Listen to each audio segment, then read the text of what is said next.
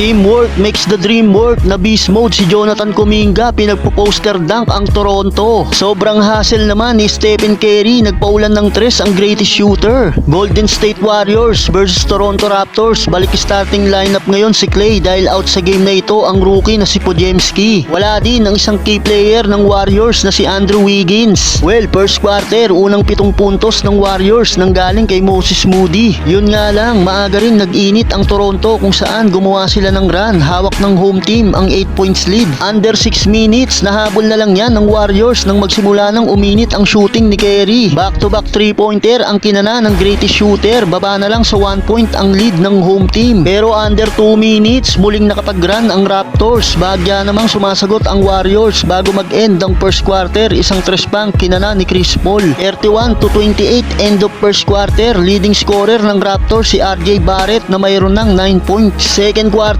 sagutan ng opensa ang both teams, 2 straight basket kagad para kay Scottie Barnes. Sa Warriors, may 10 points na para kay Moses Moody, napaka-efficient ng player na ito. Halfway mark, si Jonathan Kuminga naman ang bumabanat, puro salaksak sa ilalim at walang makapigil na monster dunk pa ng kalaban si JTK.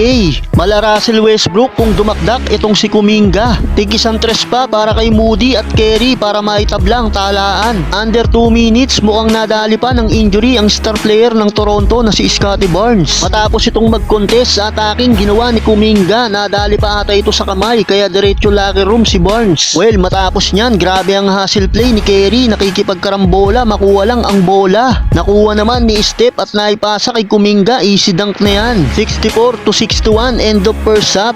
Up by 3 points ang Toronto. Third quarter, naka-attack mode na ang Warriors. Isang tres na naman para kay Curry. Nalunok ata ng referee ang whistle. Hindi tinawagan ng foul ang contest na yan ni Steph. Klay Thompson umambag pa ng isang tres. Unang puntos din to ni Klay sa second half. Stephen Curry to Jonathan Kuminga. Bounce pass. Another poster dunk na naman para kay JTK. Naagaw na rin ng Warriors ang kalamangan ni Stephen Curry. Nagpaulan na ng tres. Back-to-back 3-pointer ang binitawan. Sumali na rin sa 3-point party si Klay, isang tres pa para kay Thompson. Umahabol pa ng isang monster dunk ang isang player ng Warriors. Nakasagot pa naman ang Raptors. 93-83 end of third quarter. Warriors up by 10. Last and final quarter, nabaliktad na ng Warriors ang sitwasyon kung saan hawak na nila ang momentum. Ang Raptors naman ngayon ang naghahabol. Under 7 minutes nang ipasok na sila Curry. Patuloy lang sa pag-atake ang Warriors para ma-maintain nila ang kanilang kalamangan. In return na rin si Klay Thompson, bumitaw pa ng isang tres. Naka-attack mode na rin si Jonathan Kuminga. Gandang cut pa sa ilalim mula sa pasa ni Draymond Green. Umabot na sa double digits ang lead ng Warriors. Pumapalag pa rin naman ang Raptors. Kaya lang lobo na ang lamang ng Warriors. Kaya sa uli ay kinapos na rin sila at nakuha na ng Warriors ang panalo. Final score 120-105. Steph Curry 25